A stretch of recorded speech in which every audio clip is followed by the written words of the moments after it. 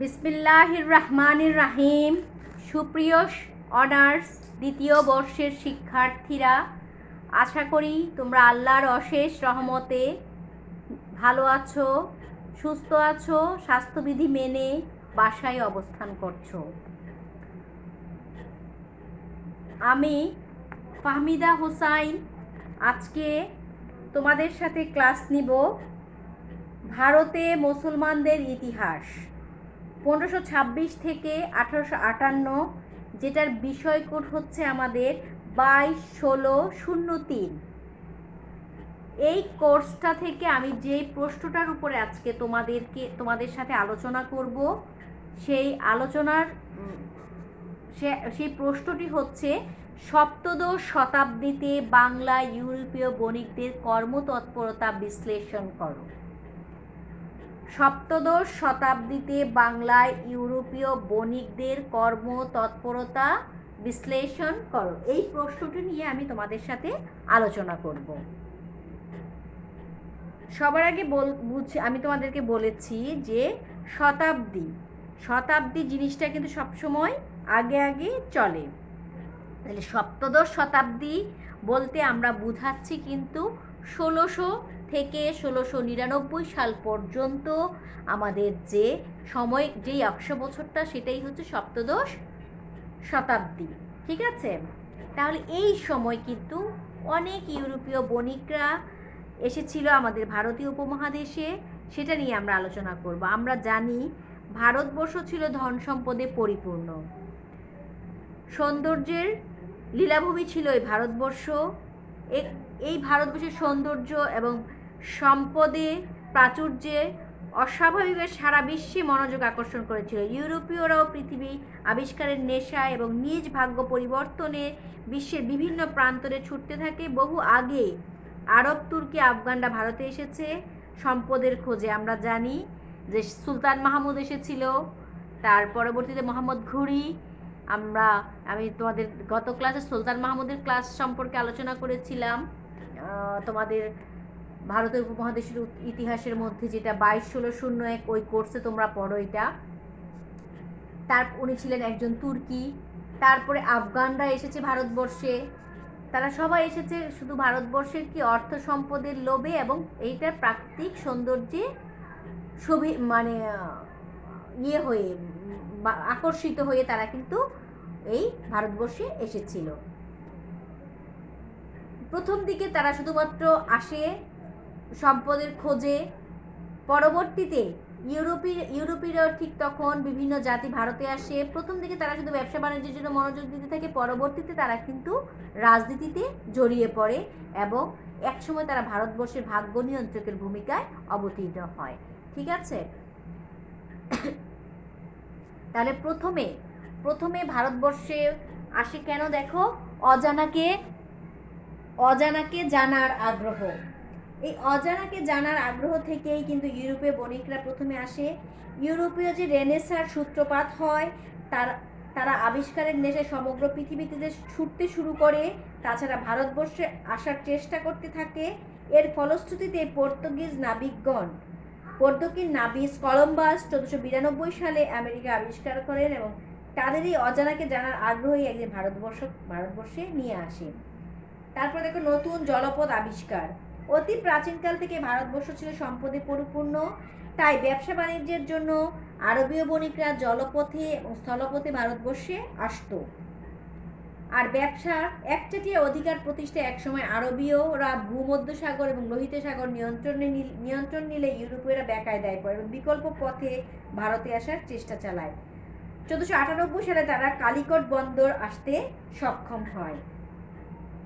পর্তুগিজদের আগমন 1498 সালে Vasco da Gama কর্তৃক উত্তম আশা অন্তরীপ হয়ে সমুদ্রপথে ভারতে আসা জলপথ আবিষ্কার হলে প্রথমে পর্তুগিজরা ভারতে আসে, পরে পেড্রো আলভারেজ আরবীয় বণিকদের পরাজিত করে এদেশের সাথে বাণিজ্য সম্পর্ক স্থাপন করে। এরপর তারা ব্যাপকভাবে ভারতে আসতে শুরু করে। ভারতে আধিপত্য প্রতিষ্ঠা। পর্তুগিজরা ছিল খুবই উচ্চভিলাষী। তারা ভারতে প্রথমে কোচিন ও কাননের বাণিজ্য কুটির স্থাপন করে, পরে ফ্রান্সিতো আলমিডা ভারতের পর্তুগিজ প্রতিনিধি হন। এরপর আলফানসো আলবুকার্ক ভারতের পর্তুগিজদের ক্ষমতা সুদৃঢ় করে এবং তিনি কোচিল ও কানান ছাড়াও বিজাপুর সুলতানের নিকট হতে গোয়া দখল করে প্রাচ্যে পর্তুগিজ ভিত্তি প্রতিষ্ঠা করেন। পর্তুগিজরা হিংস্র প্রকৃতির ছিল। তারা ভারত মহাসাগরে তাদের আধিপত্য বিস্তার করে। তারা ব্যবসার পাশাপাশি চুরি, ডাকাতি, জলদস্যুর মাধ্যমে ভারতীয় অন্যান্য জীবন অতিষ্ঠ করে তুলেছিল। এটাই ছিল পর্তুগিজদের অন্যতম ভুল। ধীরে ধীরে পর্তুগিজরা একক প্রভাবশালী হয়ে ওঠে। তারা ফিউ, দমল, সলসেট, বেবিন, চোল, মুম্বাই, সিংহল, হুগলি এবং বাংলা প্রভৃতি স্থানে বাণিজ্য কুটির স্থাপন করে প্রায় 100 বছর বাণিজ্য করে। কিন্তু ধীরে ধীরে তারা এখানে সাধারণ জনগণের উপর অত্যাচারের মাত্রা বাড়িয়ে দিলে সাধারণ মানুষ ক্ষিপ্ত হয়, যা তাদের পতন ডেকে আনে।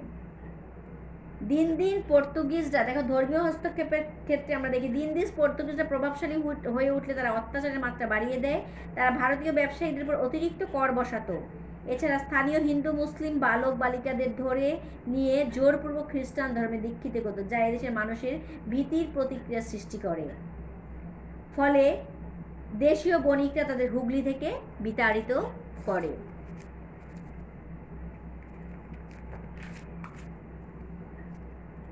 পর্তুগিজ ব্যবসায়ী ও কর্মচারীরা ছিল খুবই দুর্নীতিপ্রবণ। তারা এদেশে তাদের অত্যাচার দুর্নীতির মাত্রা ব্যাপকভাবে বাড়ালে স্থানীয় জনগণের রোষানলে পড়ে। এছাড়া পর্তুগিজ স্পেন একত্রে হলে ধীরে ধীরে পর্তুগিজদের পতন ঘটে। এরপরে আমরা দেখি ওলন্দাজ, ফরাসি এবং ইংরেজদের আগমন অ্যাট এ টাইম। ধীরে ধীরে ভারতবর্ষে পর্তুগিজদের অনুকরণে অন্যান্য ইউরোপীয় বণিক তথা ওলন্দাজ, ফরাসি এবং ইংরেজরা ভারতে আগমন করে।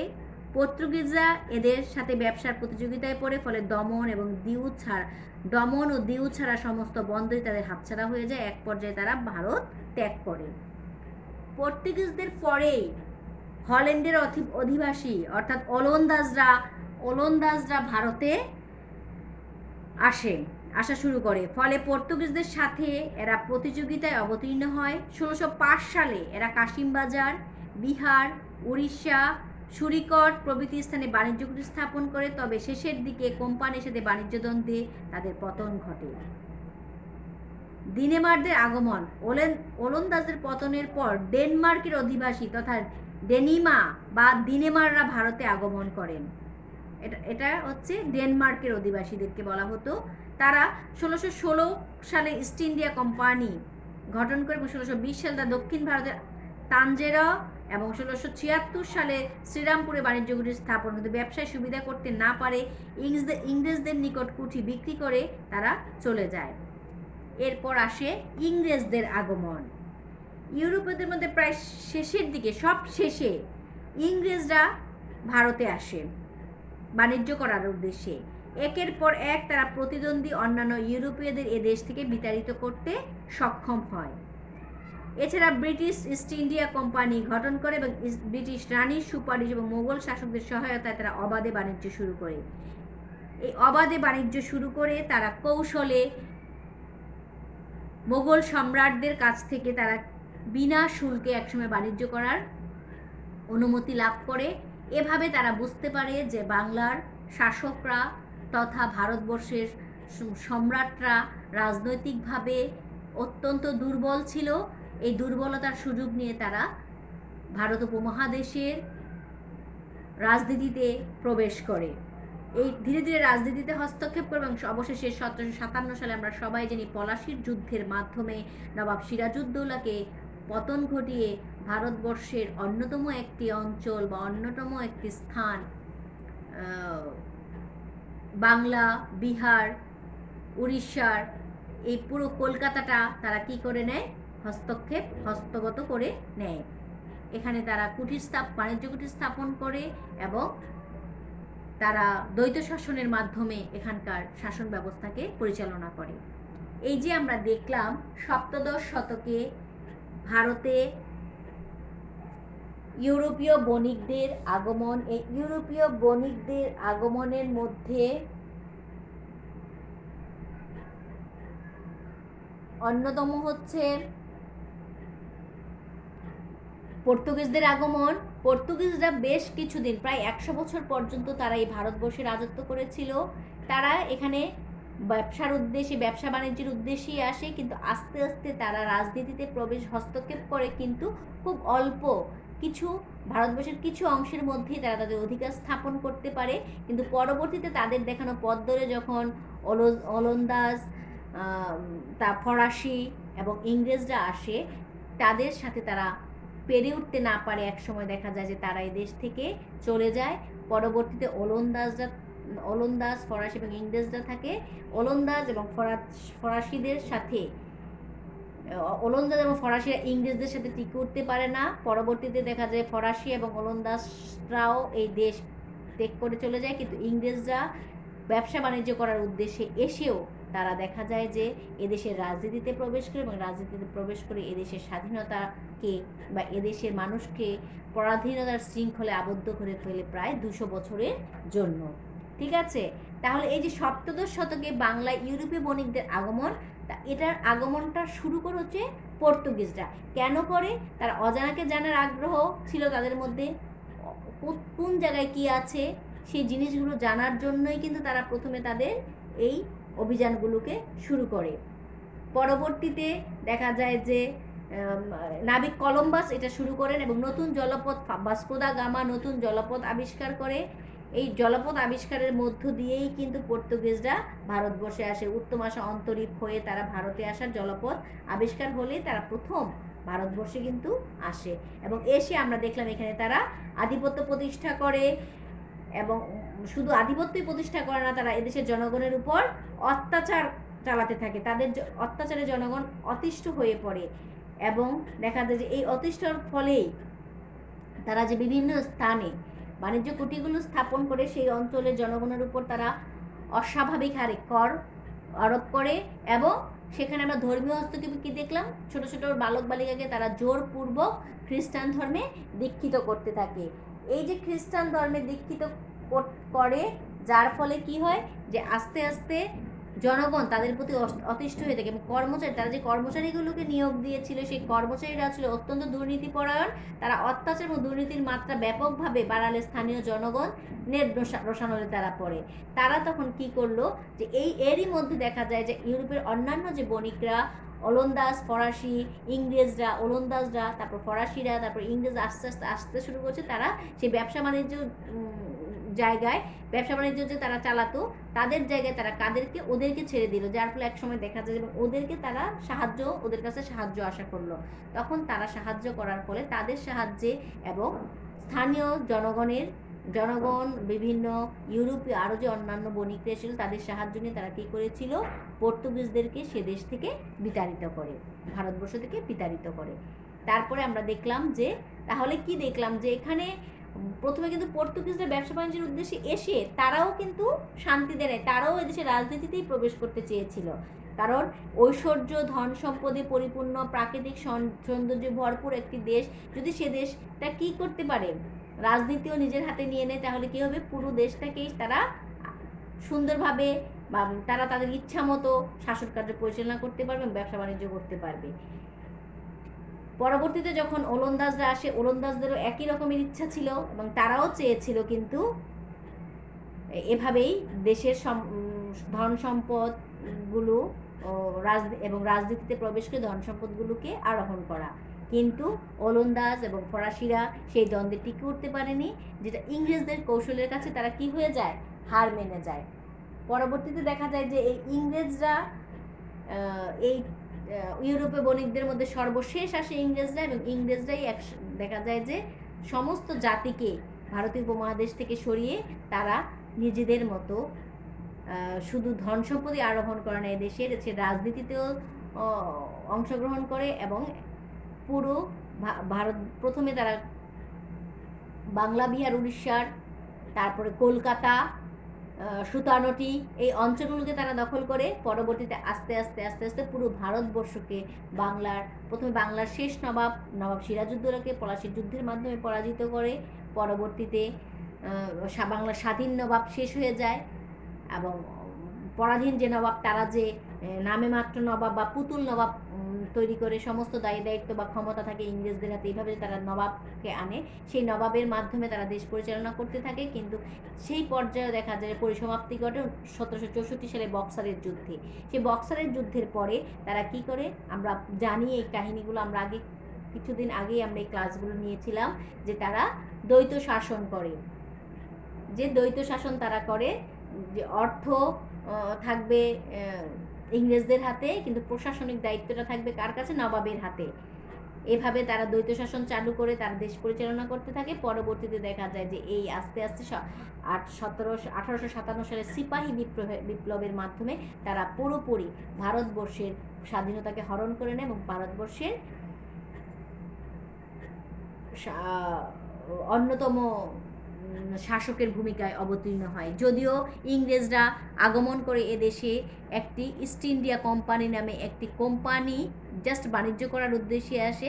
100 বছর এই কোম্পানি এদেশের দেশীয় রাজনীতিতে প্রবেশ করে, কিন্তু পরবর্তীতে যখন তারা আর পুরো দেশের বিদ্রোহ বা পুরো দেশকে নিজেদের আয়ত্তে রাখতে সক্ষম হয় না, তখনই তারা কি করে, ব্রিটিশ যে সরকার বা ব্রিটিশ শাসকের কাছে তারা পুরো ভারতবর্ষের ক্ষমতাকে হস্তান্তর করে, এবং ব্রিটিশ শাসকের হস্তক্ষেপেই তারা 1857 সালে সিপাহী বিদ্রোহের মাধ্যমে কিন্তু তারা এই অঞ্চলটাকে পুরোপুরি দখল করে নেয়।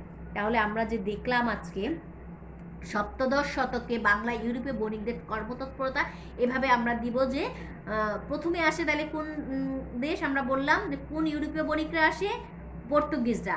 তারপরে আমরা দেখব যে ওলন্দাজরা আসে, ফরাসিরা আসে, সর্বশেষ আসছে হচ্ছে ইংরেজরা। ঠিক আছে, এভাবেই তাহলে ইংরেজরা সর্বশেষ এসে পুরো দেশীয় রাজনীতির মধ্যে তারা বাণিজ্য করতে বণিক হিসেবে এসেও তারা রাজার ভূমিকায় অবতীর্ণ হয়। তাহলে আমরা বলতে পারি যে ইউরোপীয়রা মূলত ভারতবর্ষে এসেছিল কি করার জন্য, বাণিজ্যের উদ্দেশ্যে। তারা এখানে এসে দেশের ধন সম্পদ থেকে অভিভূত হয়ে পড়ে, ফলে উচ্চবিলাসী চিন্তা নিয়ে রাজনীতিতে হস্তক্ষেপ শুরু করে। ফলে তারা একে অপরের প্রতিদ্বন্দ্বী ভেবে পরস্পরের বিরুদ্ধে যুদ্ধ করে। অবশেষে ইংরেজরা ভারতবর্ষে টিকে থাকে। তারা অন্যান্য ইউরোপীয় জাতিকে পরাজিত এবং ভারতবর্ষ হতে বিতাড়িত করে, যেটা আমি একটু আগে তোমাদের গল্প আকারে বলে দিলাম। তার এতটাই প্রভাবশালী হয়ে ওঠে যে নবাবের সিদ্ধান্তেও কর্ণপাত করতো না। ফলে তারা কৌশলে এদেশ হতে মোগল শাসনের তথা নবাবী শাসনের অবসান ঘটিয়ে দেশের রাজনৈতিক ক্ষমতা হস্তগত করে। এভাবে দেশকে তারা পদানত করতে সক্ষম হয় এবং প্রায় 200 বছরের জন্য বাংলা তথা ভারতবর্ষের স্বাধীনতার সূর্য স্তম্ভিত হয়ে যায়, ডুবে যায়। ঠিক আছে, যেটা কিন্তু আমরা দেখি যে 1757 সালে যেটা ভারতবর্ষের অন্যতম স্থান বাংলা, বিহার, উড়িষ্যার এই অঞ্চলগুলো স্বাধীনতা শেষ হয়ে যায়। পরবর্তীতে সেই রেশ ধরে 1857 সালে সিপাহী বিদ্রোহের মাধ্যমে পুরো ভারতবর্ষের স্বাধীনতা নষ্ট হয়ে যায় এবং 1947 সালে আমরা যে কিন্তু পুনরায় সেই স্বাধীনতাকে ফিরে পাই। প্রায় 200 বছর পরে কিন্তু এই পরাধীনতা শৃঙ্খল থেকে ভারতবর্ষ কি হয়, মুক্ত হয়। ঠিক আছে, তাহলে আজকে এটা কিন্তু আমার কাছে মনে হলো যে তোমাদের একটু বুঝতে কষ্ট হতে পারে। তোমাদের সবগুলি প্রশ্নই কিন্তু পড়ানো হয়ে গিয়েছে তোমাদের সাজেশন অনুযায়ী।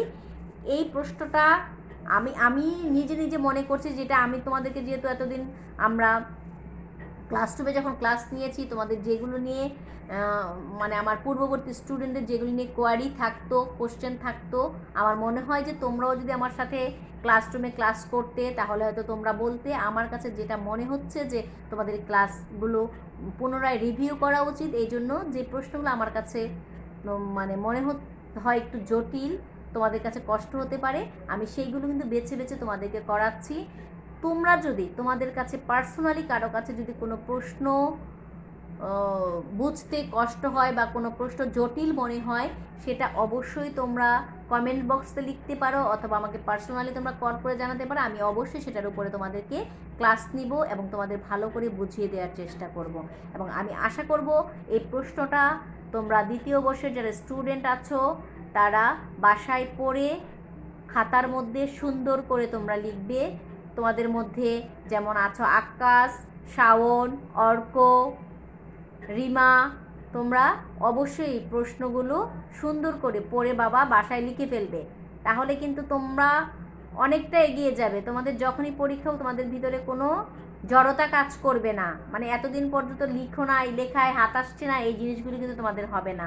আমি বারবার প্রতিটা ক্লাসের পরে তোমাদের বলে দিই যে তোমরা কিন্তু একটু লিখবে, পড়া শেষ করে অবশ্যই আমি যেটা ক্লাসে লিখাতাম বাসায় ক্লাস মনে করে তোমরা লিখে ফেলবে, ঠিক আছে?